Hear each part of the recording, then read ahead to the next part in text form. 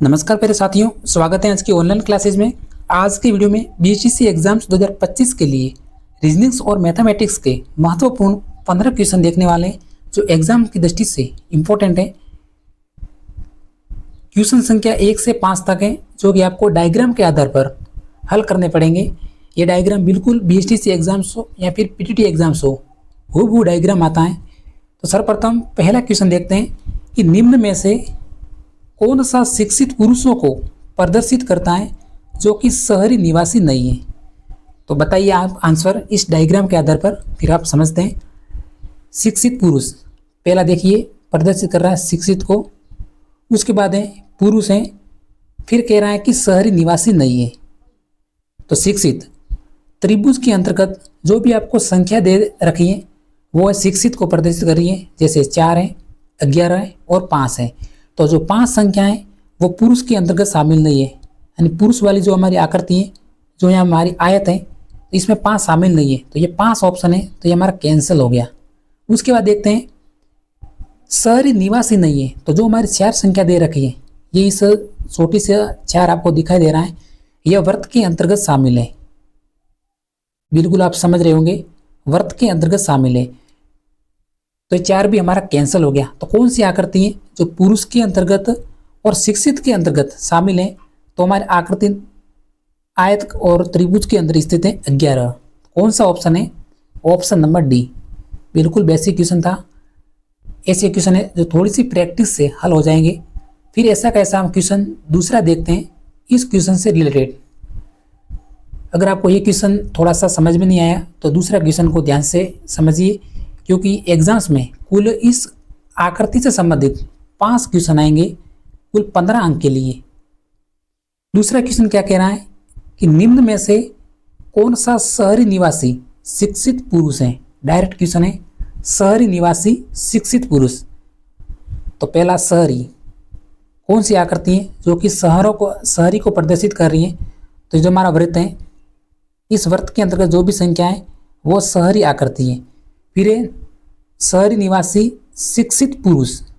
तो शिक्षित को कौन सी आकृति है जो प्रदर्शित कर रही है? ये त्रिभुज है, ये हमारा त्रिभुज है जो कि शिक्षित को प्रदर्शित कर रहा है। फिर कह रहा है कि पुरुष है, तो पुरुष के अंतर्गत कौन सी आकृति है? तो ये 14 कैंसिल हो गया, 9, 8 और 6 और 13 ये सभी है जो कैंसिल हो गया। तो इस त्रिभुज के अंतर्गत जो हमारी छोटी सी संख्या है वो कितनी है? 4 है। तो वो शहरी भी है, शिक्षित भी हैं और पुरुष भी हैं। सभी आकृति में जो 4 है वो शामिल है।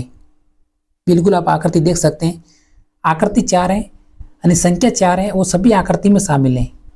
शहरी में भी हैं, पुरुष में भी हैं और शिक्षित में भी हैं। कौन सा ऑप्शन है? Option number A direct answer है। अगला क्वेश्चन है जो क्वेश्चन नंबर 2, बिल्कुल समझने का प्रयास करिए। अगर आप पहली बार क्लास देख रहे हैं तो थोड़ा सा ये क्वेश्चन जरूर डिफिकल्ट लगेगा। क्वेश्चन नंबर 3, निम्न में से कौन सा शहरी निवासी लोक सेवक है? अब आप आंसर बताइए। शहरी भी हैं और लोक सेवक, फिर इसमें शिक्षित का और पुरुष का कोई उल्लेख नहीं है। तो इन 2 डायग्राम के अंतर्गत जो भी संख्या है वो हमारी अपने आप कैंसिल हो जाएगी। तो देखिए शहरी, फिर कहना है लोक सेवक। तो शहरी और लोक सेवक के अंदर जो हमारी संख्या शामिल है वो है 10 और 6, यानी कुल 16। बेसिक क्वेश्चन है, 10 भी शामिल है और 16 भी शामिल है। शहरी निवासी लोक सेवक, तो कौन सी आकृति है? आकृति नंबर सी। प्रैक्टिस से क्वेश्चन है। क्वेश्चन नंबर 4 है, इस आकृति से संबंधित निम्न में से शहरी पुरुष हैं। प्रश्न डायरेक्ट है शहरी पुरुष, तो बाकी आपको शिक्षित और लोक सेवक इनका कोई भी ध्यान नहीं देना, केवल शहरी पर और पुरुष पर ध्यान देना है कि कौन सी संख्या है जो शहरी में भी है और पुरुष में भी है। तो समझने का कोशिश करें। तो देखिए 3 और 10 ये हमारी संख्या कैंसिल हो गई, क्योंकि ये केवल शहरी में शामिल है। पुरुष में जो भी हमारी आयत के अंतर्गत संख्या है वो पुरुष में शामिल है। तो शहरी वाली संख्या हमारी कैंसिल हो गई। अब देखिए ये 12 एक वर्त के अंतर्गत है, तो शहरी है। फिर ये इस बड़ी आकृति आयत के अंतर्गत भी है, तो यहाँ शहरी भी हैं और पुरुष भी हैं। इस 12 के बाद और कौन सी संख्या है? देखिए ये 6 संख्या, आप स्पष्ट देख सकते हैं। जो हमारे ये 6 दिखाई दे रहा है ये शहरी के अंतर्गत भी शामिल है और पुरुष के अंतर्गत भी शामिल है। उसके बाद ये 4 आप देख लीजिए, शहर के अंतर्गत भी है और पुरुष के अंतर्गत भी है। तो ये 12, 6 और 4 कुल संख्या को आपस में गिन लीजिए, तो टोटल हमारी संख्या हुई वो हुई 22। कौन सा ऑप्शन है? ऑप्शन नंबर ए हमारा राइट आंसर है। ऐसे प्रश्न आपको गलत बिल्कुल नहीं करना है। जरूर ये क्वेश्चन आने वाला है बीएसटीसी एग्जाम्स में, यानी 1 जून को। अब हम देखते हैं इस आकृति से संबंधित अंतिम क्वेश्चन। अब आपको ये जरूर समझ में आएगा।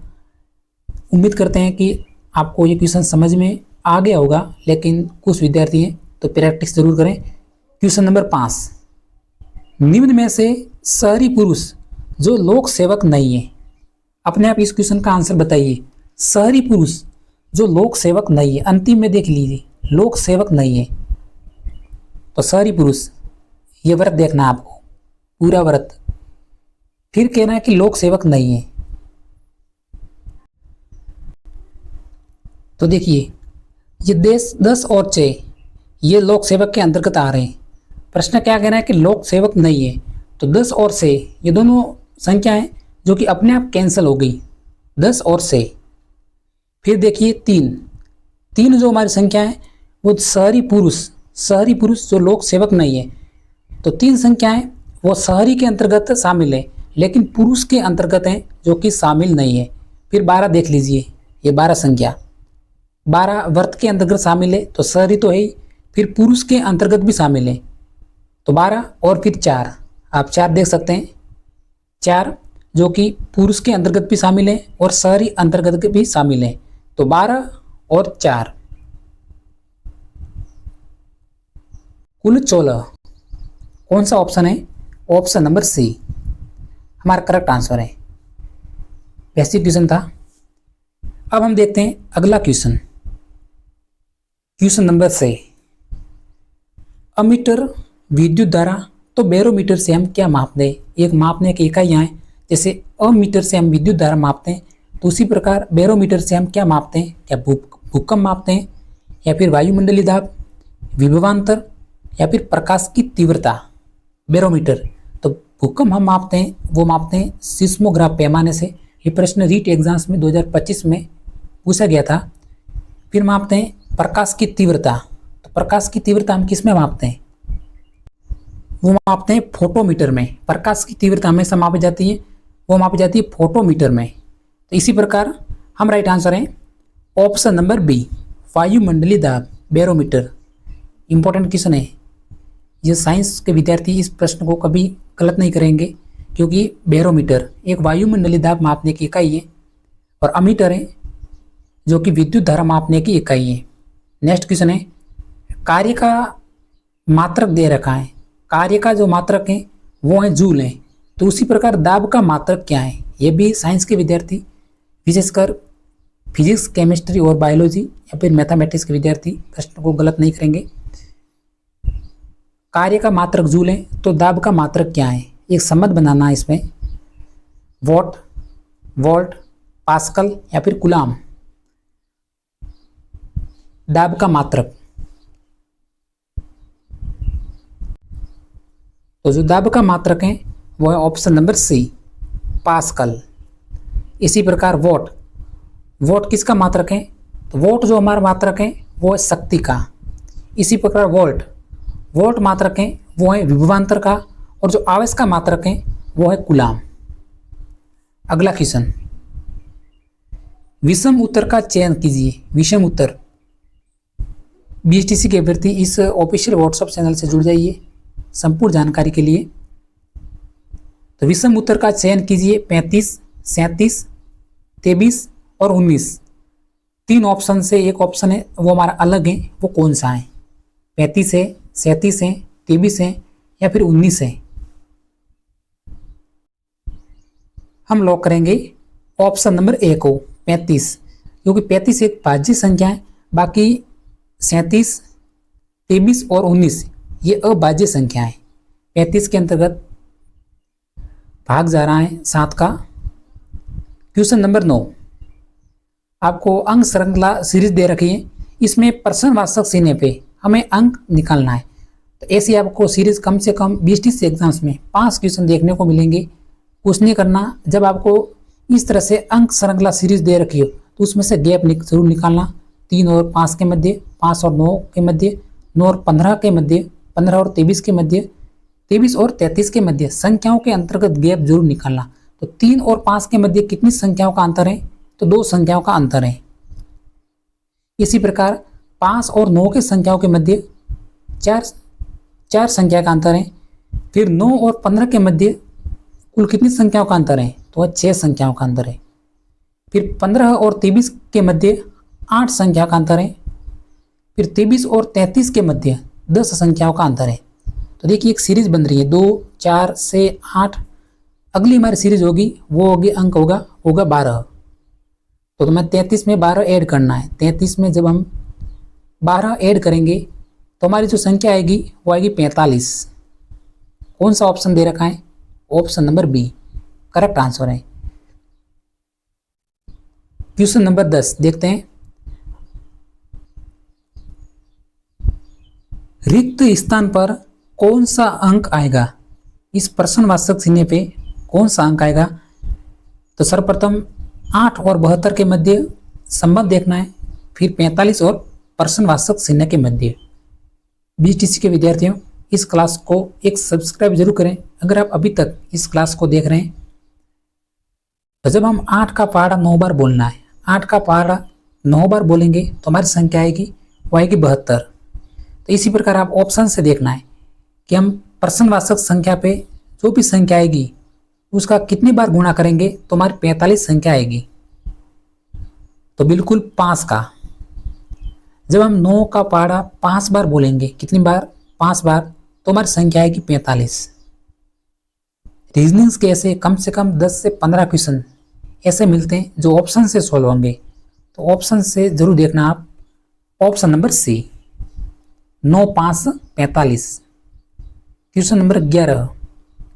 दी गई आकृति का जल प्रतिबिंब क्या होगा? जल प्रतिबिंब एक होता है दर्पण प्रतिबिंब, एक प्रश्न बनता है जल प्रतिबिंब का। जैसे ये ए है, ए का जो जल प्रतिबिंब निकालेंगे तो जस्ट उल्टा, ये जल प्रतिबिंब में ए को जस्ट उल्टा करना है। अगर इस ए का दर्पण प्रतिबिंब पूछे तो ए को जस्ट राइट साइड में उल्टा करना है।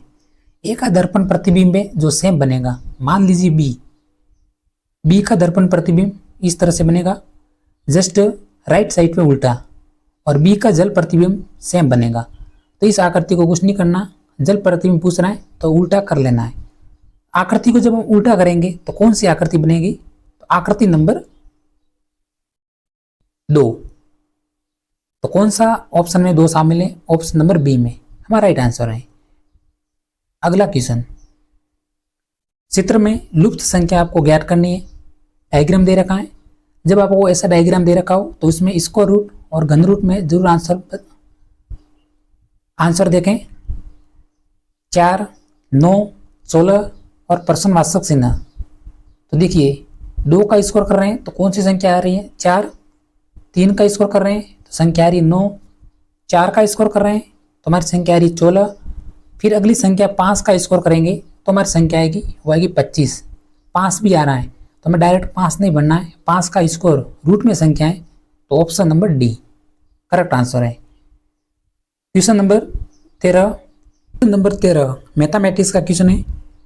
1 से 50 तक की संख्याओं का योग कितना होगा?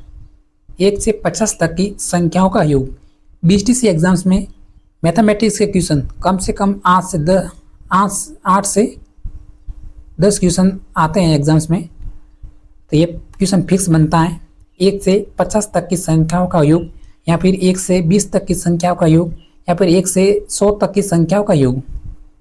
इसको आपको सूत्र से करना है। केवल आपको इस सूत्र को याद रखना, n प्लस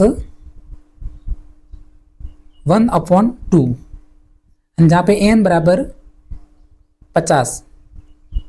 प्रश्न कह रहा है कि 1 से 50 तक की संख्याओं का योग, तो n बराबर 50 लेना है। अगर प्रश्न पूछता कि 1 से 20 तक की संख्याओं का योग तो n बराबर 20 लेना था। तो जहाँ भी n है वहाँ पे हमें संख्या लिखनी है 50। तो 50, देखिए एन की जगह हमने 50 लिखा, +1 ऐड किया सूत्र के अनुसार, फिर 2, तो देखिए 50 इंटू कोष्टक वाली संख्या को हमें ऐड किया तो हमारी हुई 51, फिर 2। अब हम 2 से 50 को काटना है तो 25, फिर देखिए 25 और 51 इसका आपस में गुणा करना है।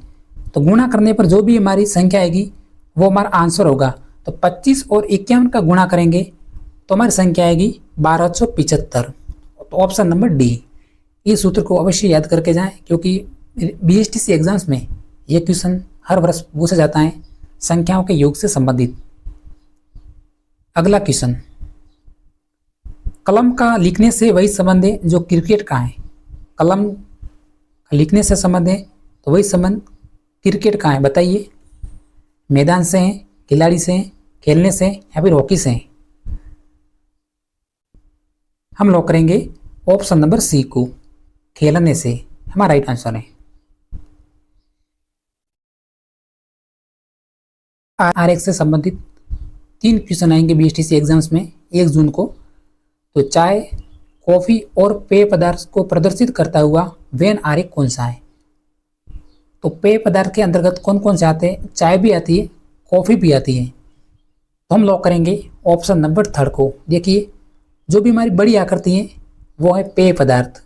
तो पेय पदार्थ के अंतर्गत चाय भी एक पेय पदार्थ है और कॉफी भी एक पेय पदार्थ है, और चाय और कॉफी में आपस में कोई संबंध नहीं है। तो कौन सी आकृति है, आकृति नंबर 3। तो आज की क्लास में इतना ही। अगर हमारी जानकारी पसंद आई हो तो एक सब्सक्राइब करके जरूर जाना। तब तो मिलते हैं अगले सेशन में। जय हिंद।